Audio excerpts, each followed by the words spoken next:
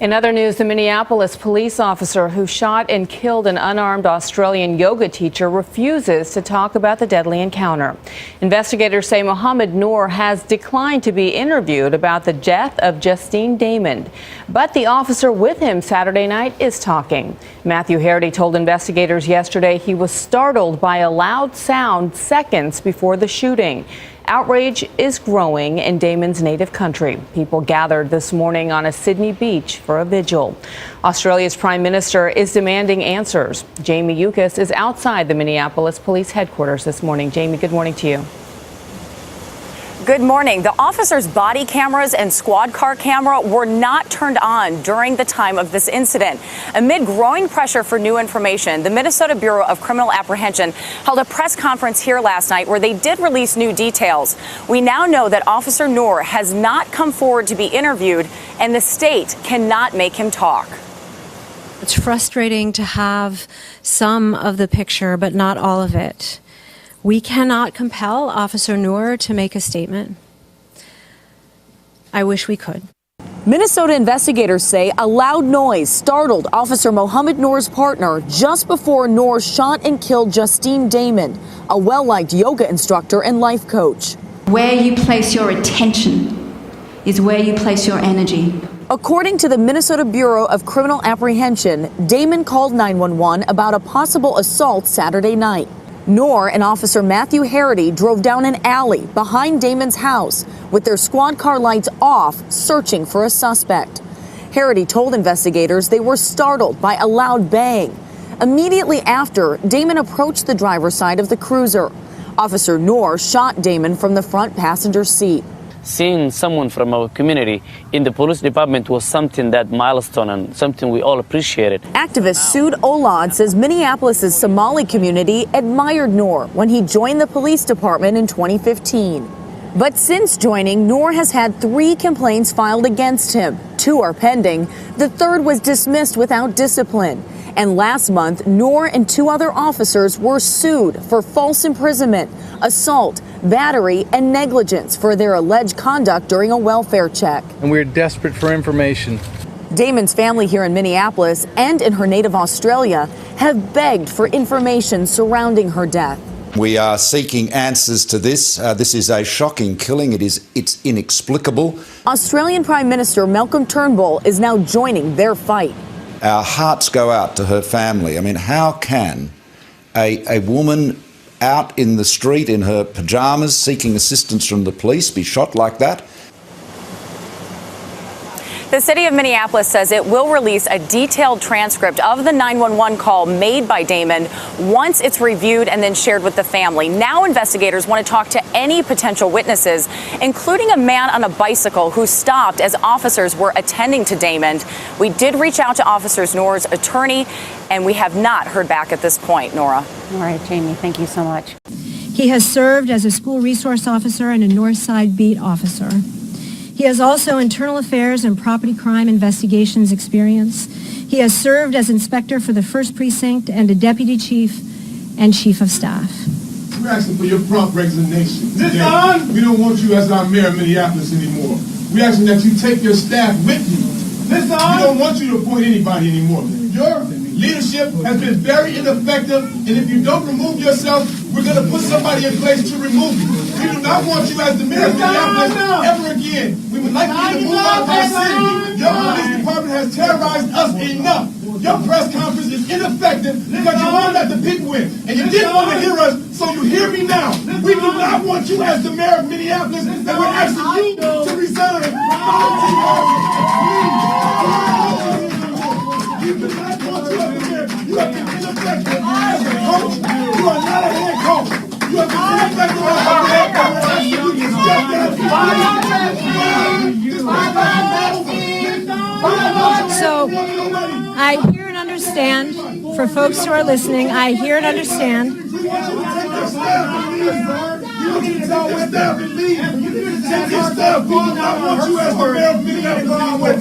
You are ineffective as a leader, and we want you to step down just as your chief marshal did. And we don't want you to appoint anybody. We want you to take your staff with you because they've terrorized us enough in this state.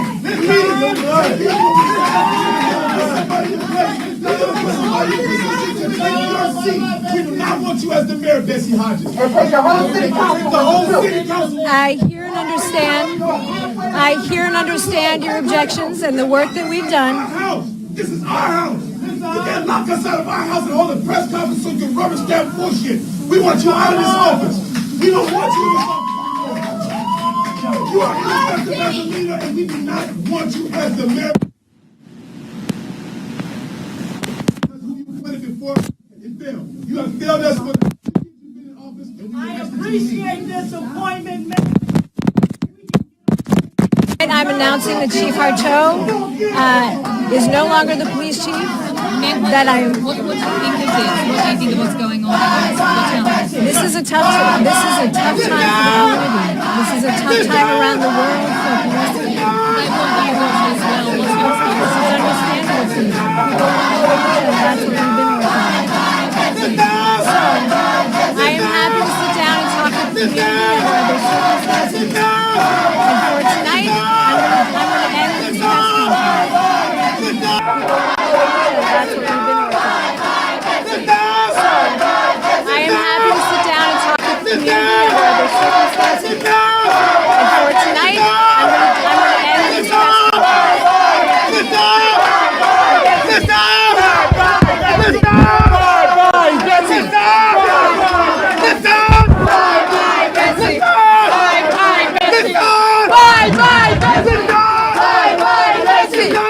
Bye, Bessie. Bye, Bessie. Bye, Bessie.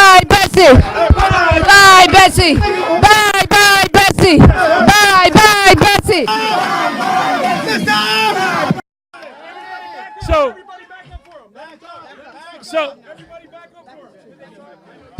So if I can say this, hang on, guys. If I can say this, hang on, guys. Okay, hang on. She's right here. Let me get these press back. No, not good. We just have to be quiet. Demetrius, let's say something. Hey, guys, I'm going to, if everybody would be quiet, I'm going to say something, folks. Hold on, guys. Hang on. So, no, we don't need mic check. We're good. So if I can say this, hang on, brother. If I can say this, you all, you've heard from the people. John Thompson has very eloquently pointed out that we're not going to be tricked by this effort, right?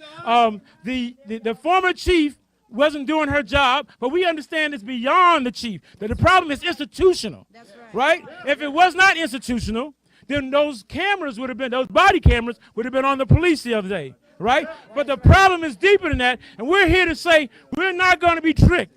We understand that Chief Arredondo looks like us, right? But we understand that he's not one of us, that he works for a police department that has a history of brutalizing us, and that we're not buying this, that this won't work. What we want is, we don't want them to change clothes, we want them to change the institution, right? All they've done, this is just a cosmetic change, and we want institutional change. And so if Bessie Hodges can't deliver it, then maybe she should step aside, and the people should run the city. That's all I have to say. Hey, excuse me. Hey, listen. We shut this down. Who shut this down? We shut this down. You shut it down. Listen, I understand that people are in love with Arredondo, but those are people who have been paid off, who've been ineffective in our community. You see, today, this is our house. You can't lock us out of this building. And we paying taxes. You can't hide from us and we put you in office. Today marks the day for the new north. We're not having it no more. This is the new north. We're not having that no more. You're not gonna sit in these lazy boy chairs that we put in this office and treat us like we didn't put these chairs in this office. We put these chairs in these office. We put this desk right here.